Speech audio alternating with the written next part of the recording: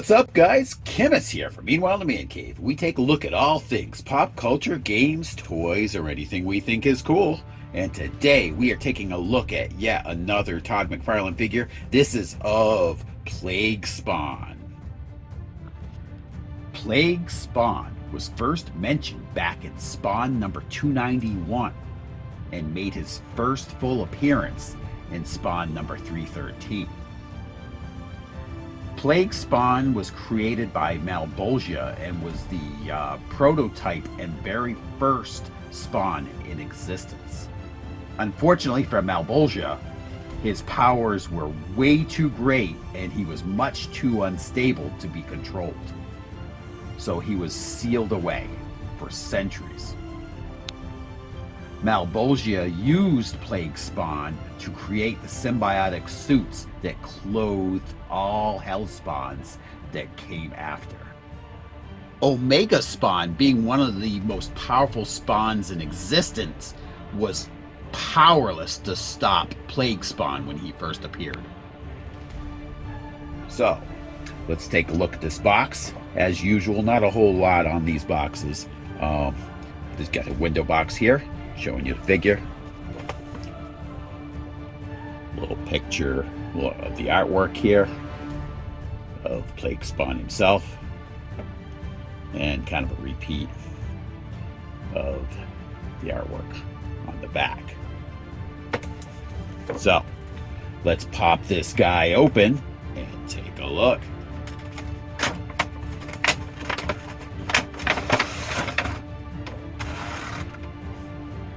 So inside the box, I got a little picture of some necroplasm and a figure stand.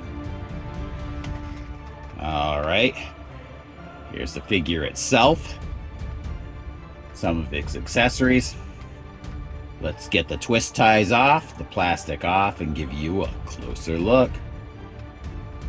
First of all, here's a couple extra interchangeable hands. Little smaller claw-like hands than what are pre-installed on the figure, but these look pretty good.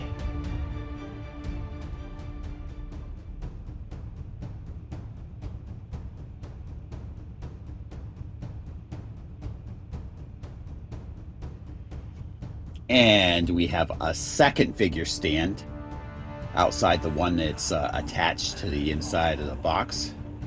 This one's actually a lot cooler.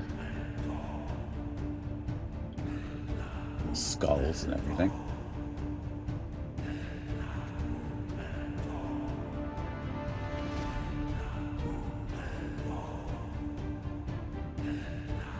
And the Plague Spawn himself.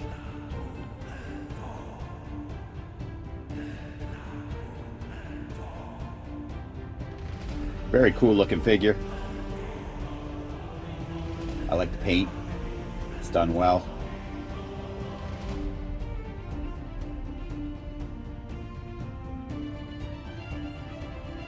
Texture on the symbiotic suit is kind of cool.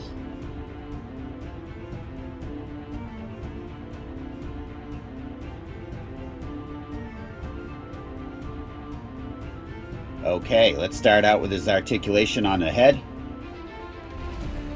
Got your nodding motion, forward and back, left and right.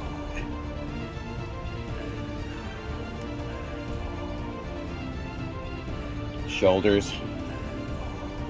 Obviously you have your lateral movement here.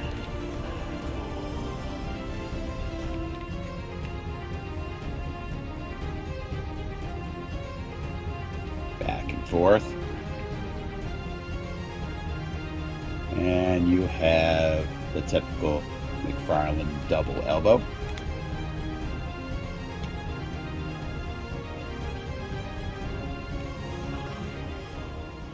Now, I just wish they would add... Oh, actually, here's something. We've got some twisting here between the bicep and the shoulder. I do like that. Not all McFarlane figures have that. I'm glad that they've added that. That does give you some more variety. down here at his nasty clawed hands.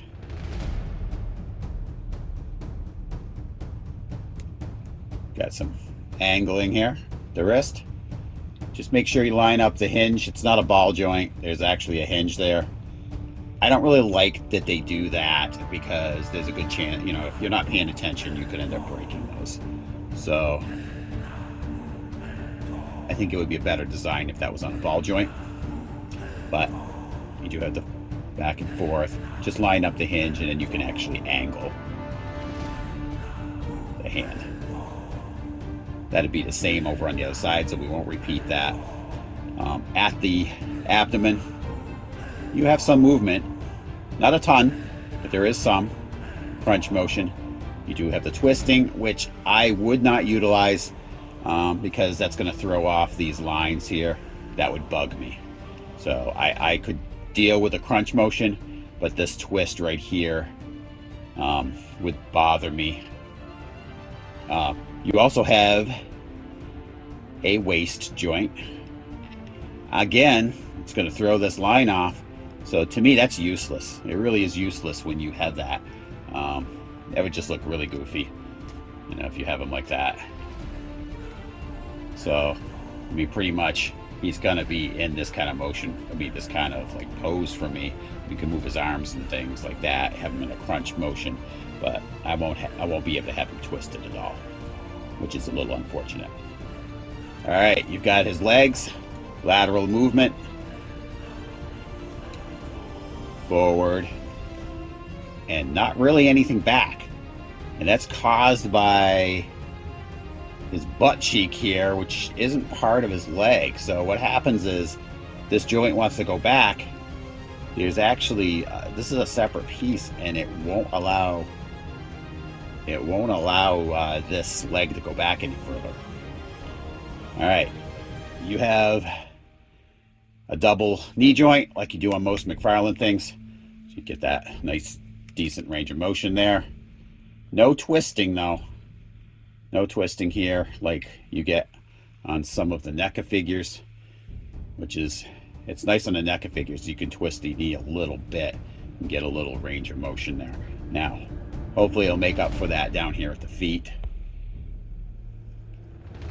So, what we do, yeah, you got the foot on a ball joint, which I'm cool with that. That's good. That way you can use that as a plant foot if you need to. Forward and back, and you also have the toe. And obviously that's repeated over on the other side. Material wise, let's talk about that. This kind of like, you know, symbiotic embonation from the back of his suit. This is kind of like a rubbery material, which I like. I like that it's not a hard plastic. Back of the figure looks pretty good. Again, like I said, the only unfortunate thing is the waist joint is really kind of useless if you want to keep these lines true.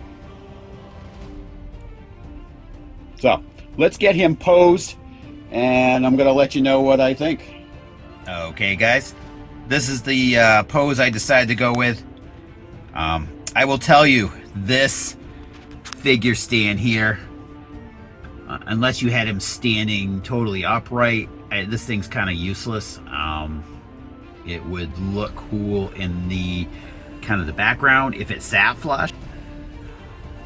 If you see, it doesn't sit flush with the ground. The position of the peg in it wasn't conducive to having him in a dynamic pose. It would just kind of like flop over. So I ended up using a NECA stand that I had gotten a bunch of NECA stands purchased, and they work really good. And that allowed me to get him in this pose.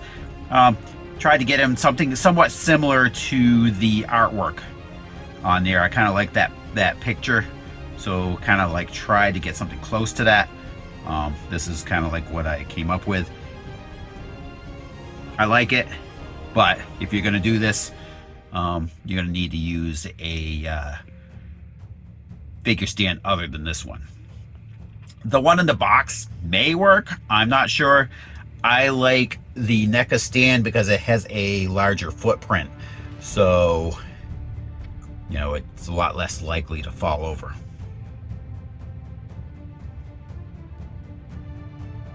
But he does look pretty creepy. This figure kind of reminds me of Anti-Venom. If you're not familiar with that character, we've got a video of an Anti-Venom statue on there. But again, material-wise, on these McFarlane figures, compared to NECA and compared to Marvel Select, it's definitely not the same quality. You just don't get the same quality control, and the materials to me just aren't as good. But I do like the looks of this figure a lot, and when you do get it posed, it looks nice, so I am glad I have it.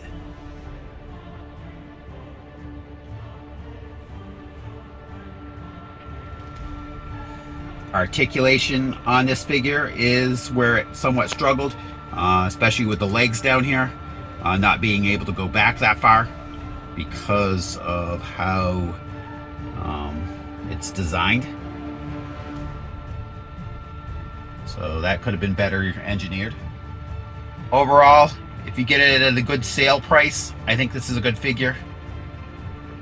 But I would probably wait for it to be on sale of some sort. But if you get it for the right price, I think this is a nice figure. So anyway, I want to thank you guys all for tuning in, and come back for the next episode of Meanwhile in the Man Cave. I'll talk to you guys later.